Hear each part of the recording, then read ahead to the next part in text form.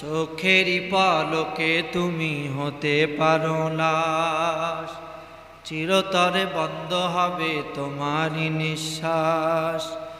চোখেরই পলকে তুমি হতে পারো লাশ, চিরতরে বন্ধ হবে তোমারই নিঃশ্বাস। হবে আলান তোমারই নাম মসজিদের মাইকে, বাড়িওয়ালা নাই রে বাড়ি নাই রে দুনিয়াতে, বাড়িওয়ালা নাই রে বাড়ি নাই রে দুনিয়াতে।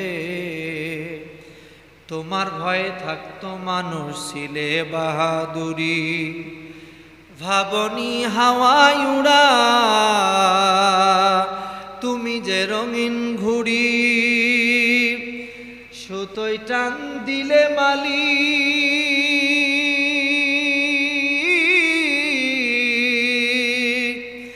সুতোয় টান দিলে মালিক পারবে না থাকিতে। বাড়িওয়ালা নাই রে বাড়ি নাই রে দুনিয়াতে,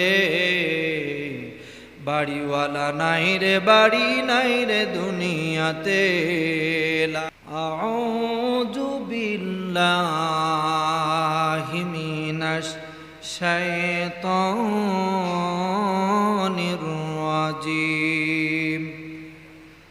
বিসমিল্লাহির রাহমানির রাহিম।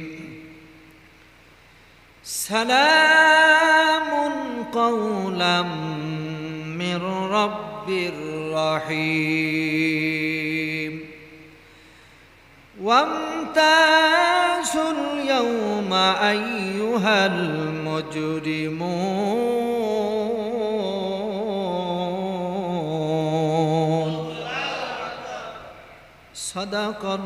সাদাকাল্লাহুল আযীম। وقال تعالى في شان حبيبه إن الله وملائكته يصلون على النبي يا أيها الذين آمنوا صلوا عليه وسلموا تسليما اللهم سيدنا وعلى آل سيدنا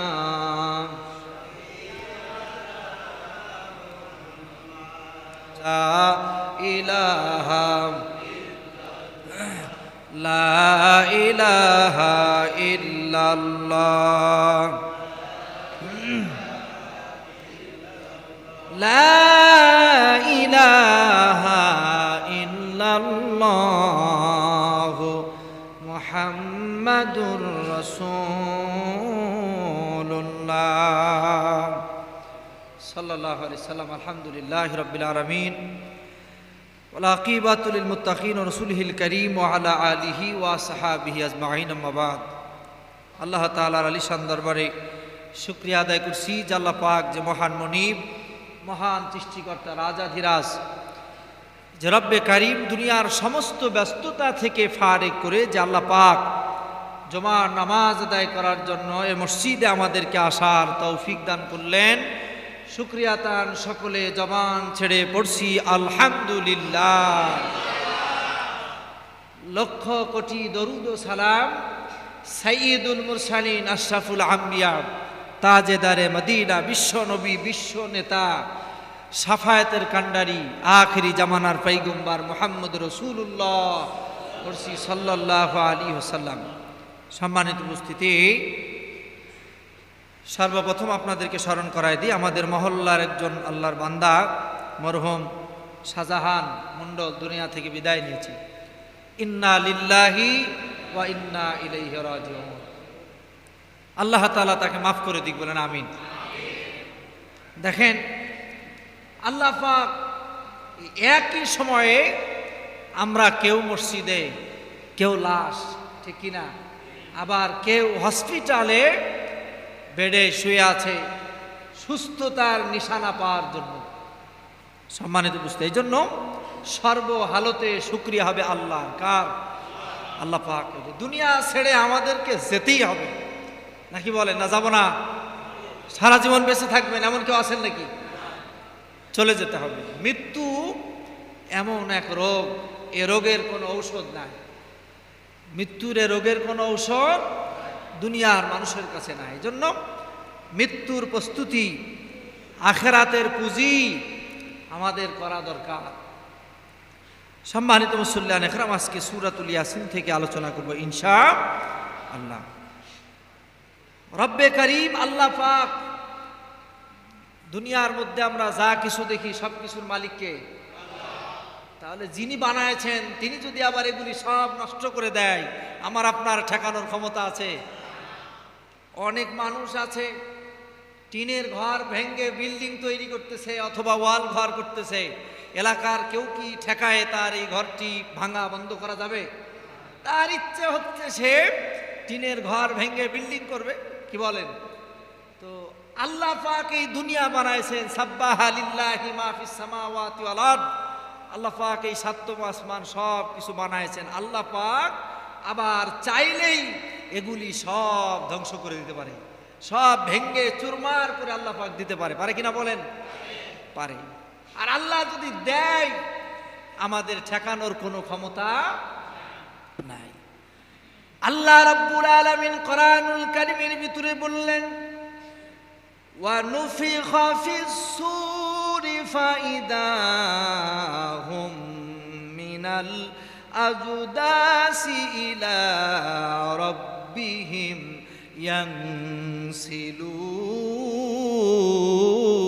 ইয়ানসিলুন।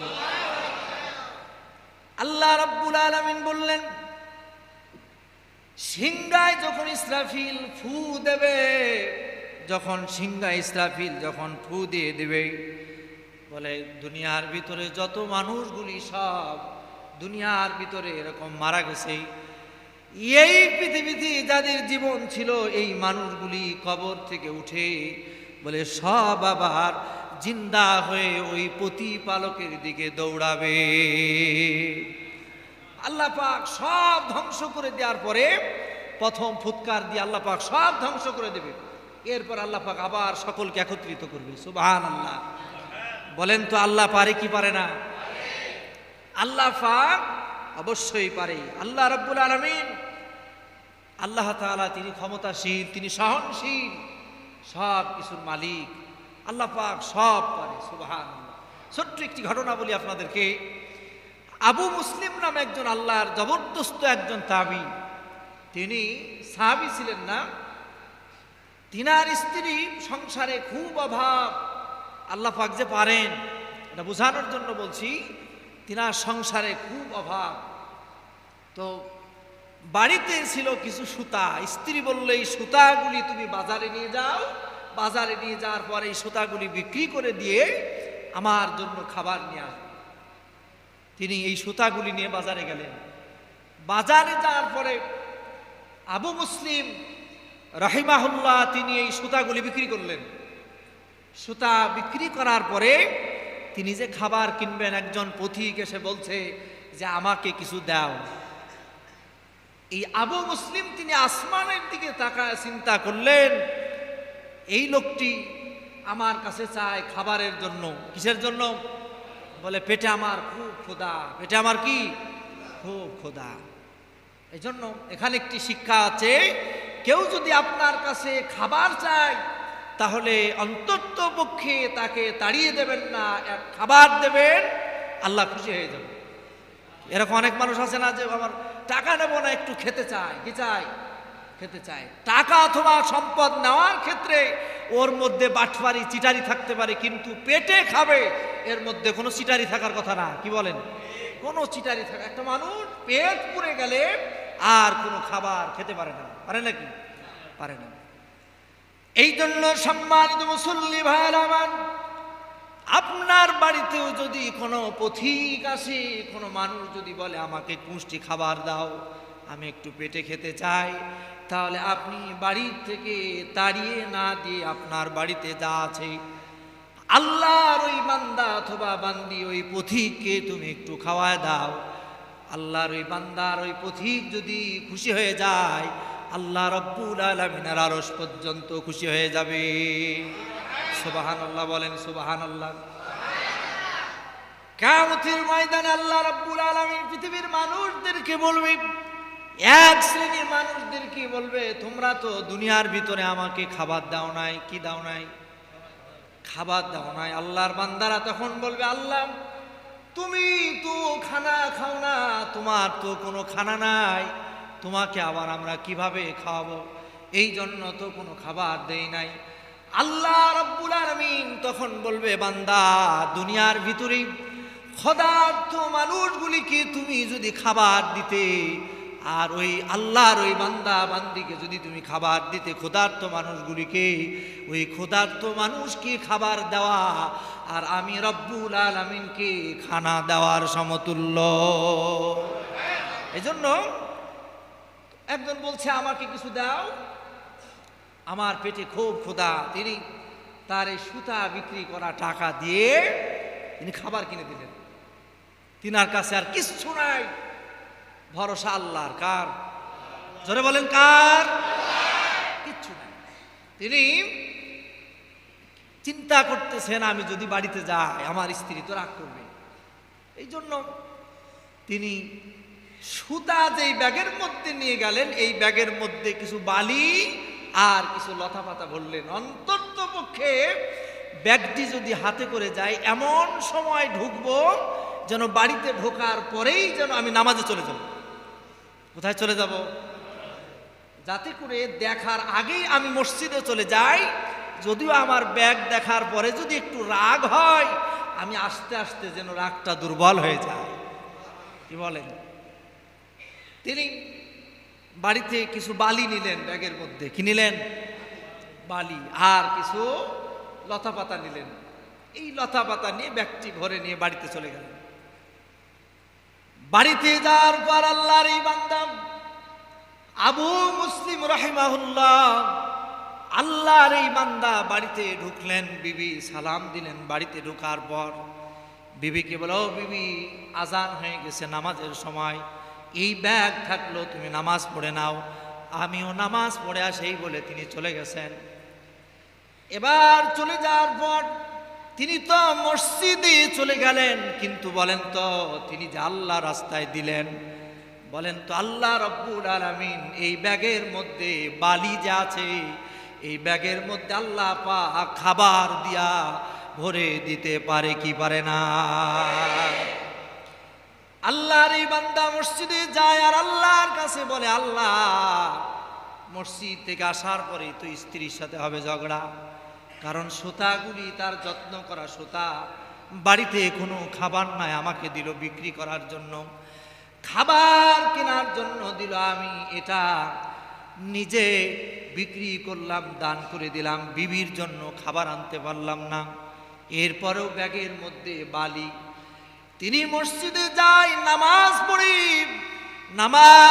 আল্লাহর কাছে বলে, আল্লাহ তুমি আমার বিবির মন মস্তিষ্ককে নরম করে দাও, যেন আমার সাথে আমার বিবি যেন খারাপ ব্যবহার না করে। এদিকে তিনি নামাজ পড়ে অন্য দিন যত তাড়াতাড়ি চলে যায়, কিন্তু ওই দিন আর তাড়াতাড়ি বাড়িতে ফিরতে ইচ্ছা হয় না। একটু তাসবিহ তাহলিল করে দেরি করে বাড়ি ফিরে। এদিকে বিবি ওই যে ব্যাগের মধ্যে কি আছে বলেন? বালি। কি আছে? বালি আর লতা পাতা। আল্লাহর ওই বান্দি বিসমিল্লাহ বলে এই ব্যাগটি খুললেন। ব্যাগটি খোলার পরে দেখলেন এই ব্যাগের মধ্যে এত সুন্দর চাউলের ব্যবস্থা, এত সুন্দর খাবারের ব্যবস্থা, রান্না বান্না করলেন। সুবহানাল্লাহ বলেন। রান্না বান্না করলেন। বিবি চিন্তা করলো, স্বামী আমার কত পছন্দ, আমি যেটা পছন্দ করি স্বামী আমার ওইটা কিনে এনেছে। বিবির খুব পছন্দ, রান্না বান্না করে তিনি একেবারে রেডি হয়ে বসে আছেন যে স্বামী আসবে, একসাথে খানা খাবো। বলেন তো, ব্যাগের মধ্যে ছিল বালি, আর এই ব্যাগের মধ্যে যে লতা পাতার এই বালিগুলিকে খাবার বানায় দিলেন, তিনি হলেন আমাদের রব আল্লাহ। তিনি কে? আল্লাহ। আল্লাহ এই দুনিয়ার কোন মানুষ কি একবার দুইবার ডাকলে বড় বেজার হয়, কয় অত বেশি বকিস না, আমার কাছ থেকে সর। কিন্তু আমার রব, আমার আল্লাহ এমন রব, যেই রবকে বান্দা যতবার ডাকে আল্লাহ রব্বুল আলামিন ওই বান্দার প্রতি কোনো বিরক্ত হয় না, বরং ওই বান্দার প্রতি, ওই বান্দির প্রতি আমার আল্লাহ রব্বুল আলামিন খুশি হয়ে যায়। আল্লাহর বান্দা আবু মুসলিম তিনি খুব ভয়ে ভয়ে মসজিদ থেকে বের হয়েছেন। মসজিদ থেকে বের হওয়ার পরে বাড়িতে আসলেন। বাড়িতে আসার পূর্বেই তিনি বাড়ির মধ্য থেকে খাবারের সুঘ্রাণ পাচ্ছে। সুবহানাল্লাহ বলেন। বাড়ির ভিতরে ঢোকার পরে স্ত্রী বরং রাগ করছে, তুমি দেরি করতেছো কেন? আমি খাবার সব রেডি করে রেখেছি। বলেন তো, বিবি তো বড়, স্বামী তো বড় আশ্চর্য হয়ে গেছে। আমি ব্যাগের মধ্যে আনলাম বালি আর লতা পাতা, আমার বিবি খাবার পাইল কই? তে আল্লাহর এই বান্দা খাবার যখন সামনে দিয়েছে, বলতে তো পারতেছে না যে আমি বাজার করি নাই। এরকম খাবারগুলি দেখে বান্দা শুকরিয়া আদায় করে আল্লাহর। বলেন কার? আল্লাহ পাক। সুবহানাল্লাহ। বলেন তো, সে আল্লাহ আছে না নাই? আছে। আল্লাহর এই বান্দা আবু মুসলিম যখন খানা খায়, বিবি লক্ষ্য করে দেখলেন চোখের ভিতরে পানি। আল্লাহর এই বান্দা আবু মুসলিম রহিমাহুল্লাহ তিনি চোখের পানি গলাকে নিয়ন্ত্রণ করার চেষ্টা করে, কিন্তু পারে না। আল্লাহর এই বান্দা পারে না। বিবি স্বামীর চোখের দিকে তাকায়, দেখে চোখের ভিতরে পানি বের হয়। বলে, স্বামী গো, তোমার চোখের ভিতরে পানি কেন? কেমন কেমন মনে হচ্ছে তোমাকে? আল্লাহর এই বান্দা আবু মুসলিম তার বিবির কাছে সব ঘটনা খুলে বললেন।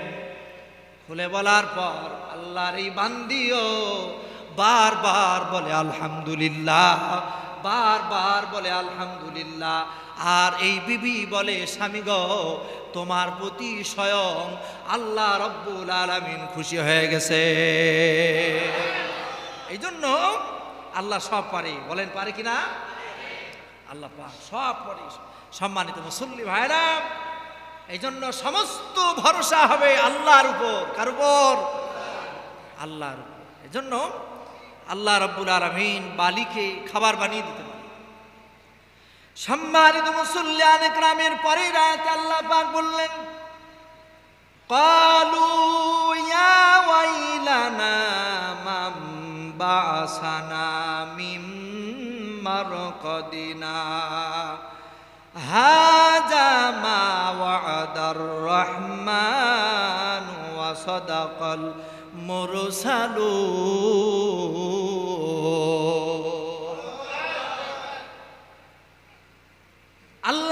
আল্লাহ রাব্বুল আলামিনের ফেরেশতা যখন সিংহায় ফু দিবে, কবরবাসীরা যখন জিন্দা হয়ে যাবে, যেই মানুষগুলি আলমে বারজাখ কবরের ভিতরে জান্নাতি ঘুমের মধ্যে ছিল, জান্নাতি ঘুম। আমার নবীজি বলেন, কবরের ভিতরে যখন প্রশ্ন করা হয় মান রব্বুকা, তোমার রবকে, অমান দিনুকা, তোমার দিন কি, তোমার রাসূলকে যখন প্রশ্ন করা হয়, আল্লাহর বান্দা বান্দি যখন জবাবটা দিয়ে দেয়, আল্লাহ রব্বুল আলামিন ওই কবরের ভিতরে এক স্বপ্নের ঘুম পাড়ায় দেয়। সুবহানাল্লাহ বলেন। স্বপ্নের ঘুম, এমন স্বপ্নের ঘুম, এই ঘুম হাজার হাজার বছর ঘুমিয়ে থাকবে। এরপরেও যখন আল্লাহর ওই বান্দা বান্দিকে সিংহায় ফু দিয়ে এরকম ভাবে জাগাবে, তখন বলবে, হায় কে আমাকে জাগালো? সুবহানাল্লাহ। কে কে আমারে জাগালো? এই তো কিছুক্ষণ আগে আমি ঘুমালাম, কে আমারে জাগালো? এই কথা বলতে না বলতেই বান্দা বলবে, আল্লাহর ওয়াদা বড়ই সত্য। সুবহানাল্লাহ বলেন। আল্লাহ রাব্বুল আলামিন তো বলেছিলেন ওয়াদার রহমান ওয়া সাদাকাল মুরসালুন।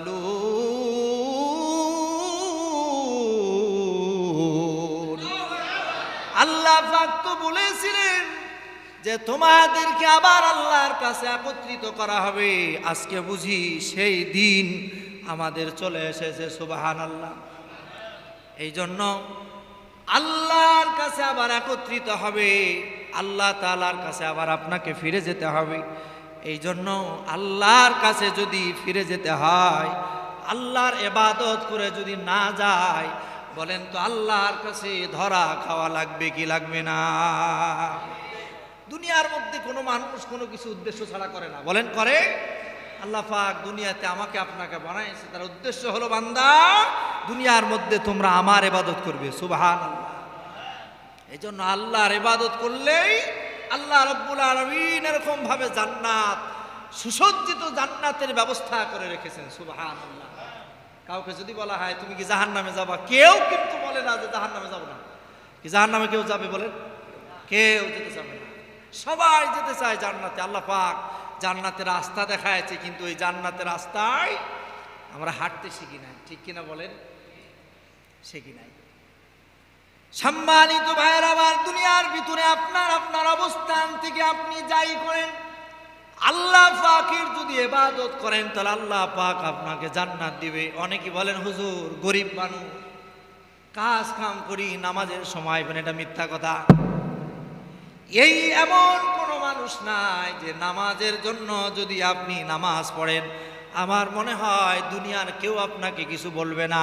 আর কেউ যদি আপনাকে কিছু বলে, তার মতো মানুষের কাজ কাম করার দরকার নাই। বলেন তো রিজিকের মালিক কে?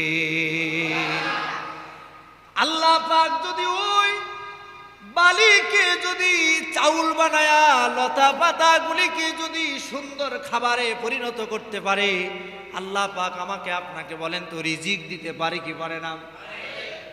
এই জন্য আপনার অবস্থান থেকে আপনি আল্লাহ তাআলাকে ডাকবেন, আল্লাহ রাব্বুল আলামিন আপনার প্রতি খুশি হয়ে যাবে। অনেকে হয়তো ভাববেন হুজুর শুধুমাত্র আলেম ওলামা যারা হাজী গাজী এরাই শুধু ইবাদত করবে, রাত দিন আর করবে না কেউ না।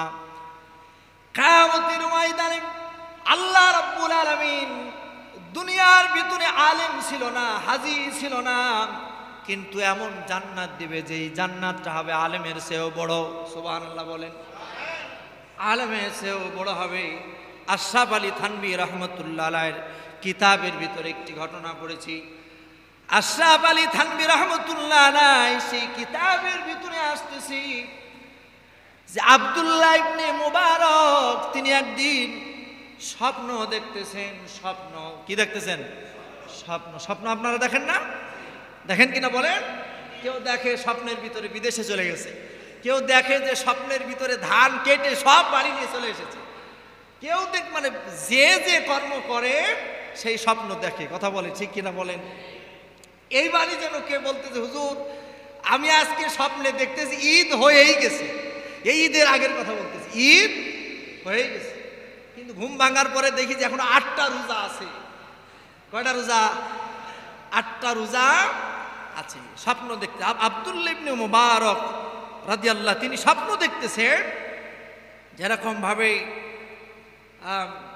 স্বপ্নের ভিতরে তিনি দেখতেছেন যে তিনি যে জান্নাতে গিয়েছেন, এই জান্নাতের মধ্যে তিনার থেকে বড় জান্নাত হলো কামারের জান্নাত। সুবহানাল্লাহ বলতে পারলেন না? কামার ছিলেন না আপনারা? কামার যিনি ওই যে কি আপনাদের হাইসু কাশি দা যেগুলি ধার করায় দেয়, কামার বলে। এই কামারের জান্নাত অনেক বড় জান্নাত। আব্দুল্লাহ ইবনে মুবারক তিনি এই স্বপ্ন দেখার পরে তিনি চিন্তা করলেন এই বেচারার এত বড় জান্নাত কিভাবে পাইলো, এটা আমাকে দেখতে হবে, জানতে হবে তার এত বড় জান্নাত হলো কিভাবে। সুবহানাল্লাহ। তো আব্দুল্লাহ ইবনে মুবারক তিনি চিন্তা করেন জানতে হবে। কামার তো বেঁচে নাই, কামার তো কি নাই? বেঁচে নাই। কামারের স্ত্রী বেঁচে আছে। কামার কে বেঁচে আছে? স্ত্রী। কামার দুনিয়া থেকে বিদায় হয়ে গেছে। আব্দুল্লাহ ইবনে মুবারক এই স্বপ্ন দেখতেছে যে জান্নাতটা হলো আব্দুল্লাহ ইবনে মুবারকের চেয়েও বড় জান্নাত আল্লাহ পাক দেবে ওই কামার রে। তো তিনি বাড়িতে খোঁজে খোঁজে গেলেন ওই কামারের স্ত্রীর কাছে খোঁজ খবর নিতে, যে কামার তার এমন কি আমল ছিল যেই আমলের দ্বারা তার জান্নাত এত বড় হবে। কারণ আব্দুল্লাহ ইবনে মুবারক যেন তো একজন মানুষ ছিলেন না, তার স্বপ্ন হবে সত্য স্বপ্ন। সুবহানাল্লাহ বলেন।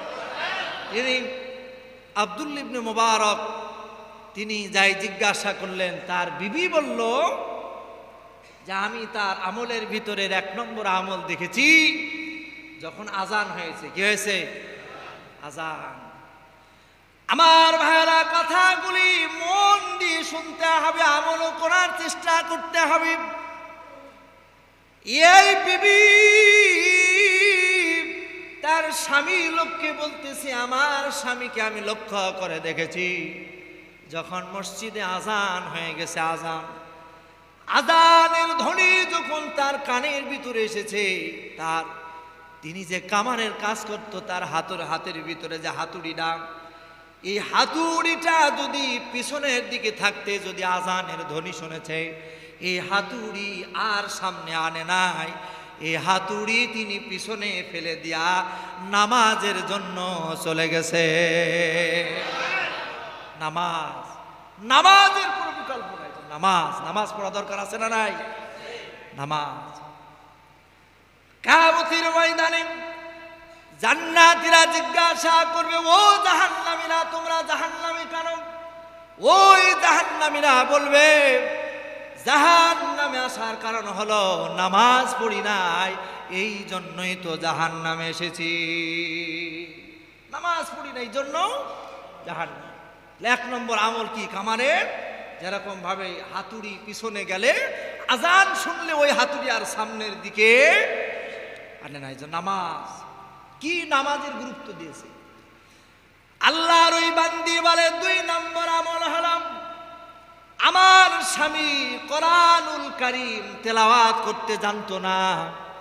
আমার স্বামী কোরআনুল কারীম তেলাওয়াত করতে জানতো না। আমার স্বামীর 2 নম্বর আমল হলো, ও মোবারক, তোমার যে বাড়ি, তুমি যখন কোরআনুল কারীম তেলাওয়াত করো, কামারের বাড়ি আর আব্দুল্লাহ ইবনে মুবারকের বাড়ি একেবারে পাশাপাশি। বলে তুমি যখন কোরআনুল কারীম তেলাওয়াত করো, বলে আমার স্বামী তোমার তেলাওয়াত শোনে আর চোখের পানি ছেড়ে ছেড়ে কান্দে। আমার স্বামী চোখের পানি ছেড়ে ছেড়ে কান্দে তোমার কোরআনুল কারীমের তেলাওয়াত শুনে। আব্দুল্লাহ ইবনে মুবারক চিন্তা করলো, হারে, কেউ যদি কোরআন তেলাওয়াত করতে না জানে আর কেউ যদি তেলাওয়াত করে, ওইটা দেখে যদি তার আনন্দ হয় আর কষ্ট হয়, কোরআন তেলাওয়াত করলে যে সওয়াব হয়, আল্লাহ রাব্বুল আলামিন তার আমলনামায় লিখে দেয়। এজন্য কিছু আমল আছে অন্য মানুষ, আপনি আলেম হতে পারেন নাই, কিন্তু আলেমকে দেখলে আপনি গর্ব করবেন, আপনার ভিতরে একটি আলাদা প্রশান্তি তৈরি করবেন, আল্লাহ পাক ওই নেকি আপনাকে দেবে। সুবহানাল্লাহ, জোরে বলা গেল না? আপনি কোরআনুল কারীম তেলাওয়াত করতে পারেন না, কিন্তু একজন কোরআনুল কারীম তেলাওয়াত করতে পারে, ও যে পারে, আপনার ভিতরে আনন্দ প্রশান্তি আর আফসোস যে আমিও যদি জানতাম, তাহলে এটা আপনার জন্য ইবাদত হবে। সুবহানাল্লাহ বলে, ইবাদত হবে। এজন্য বলে কামারের জান্নাতটা আব্দুল্লাহ ইবনে মুবারকের চেয়েও বড় জান্নাত হবে। সুবহানাল্লাহ। সম্মানিত মুসল্লিয়ানে কেরাম, এই জন্য দুনিয়া ছেড়ে চলে যেতে হবে, জান্নাতের এই পুঁজি যদি আমরা করে না যেতে পারি, ধরা খেয়ে যেতে হবে। আজকে আমাদের এই মহল্লার এই যে মরহুম শাহজাহান মন্ডল বেশ কিছুদিন অসুস্থতায় ভুগতেছে, নাকি বলেন? অসুস্থতায় ভুগতেছে। মানুষ আপনি মনে করতেছেন এই মানুষটি দুনিয়া থেকে বিদায় হলো, আমরা হয়তো আসর অথবা মাগরিব যে কোনো এই সময়ের মধ্যে হয়তো জানাজা করে হয়তো বলেন দাফন করে দেব, তার কথা কি কিছু মনে থাকবে? আমাদের মনে থাকবে হয়তো 2-1 দিন। অসুস্থ হয়েছিল এমনও অনেক মানুষ আছে, এক পলক দেখতেও যায় না, কি বলেন? কিন্তু অসুস্থ মানুষকে দেখতে গেলে নেকি দেয় কে? আল্লাহর নাম এত আসতে বললে আল্লাহ খুশি হয়, বলেন তো কে?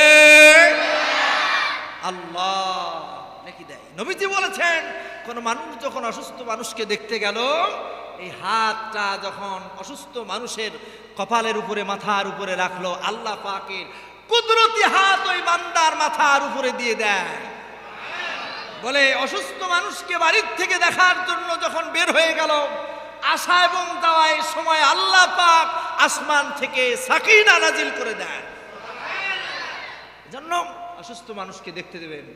মেয়ে মানুষ অসুস্থ হলে বিবিরে বলবেন যে অমুকের শুনলাম অসুস্থ, একটু দেখে আসো, দেখা করে আসো। অসুস্থ মানুষ যখন বিছানাগত হয়ে যায়, বাইরের একটি মানুষ পাইলে সে হাত ছাড়তে চায় না, ঠিক কিনা বলেন? পাইলে ছাড়তে চায় না, কারণ বাইরে থাকা মানুষ অসুস্থতার কারণে বিছানার সাথে পাঞ্জা নড়তেছে। এই দিনটা আল্লাহ পাক আমাকে আপনাকেও দেবে বা দিতে পারে, কথা বলেন, ঠিক কিনা বলেন? দিতে পারে। এই আসি কোন সময় আল্লাহ পাক ফেলে দিবে আল্লাহ ভালো জানে, ঠিক কিনা বলেন? সম্মানিত মুসল্লিয়ান ইকরাম, সময় শেষ। আল্লাহ পাক আমাদের সকলকে দুনিয়ার মধ্যে আল্লাহর হুকুম আহকাম মেনে চলার তৌফিক আল্লাহ পাক দিক, বলেন আমিন।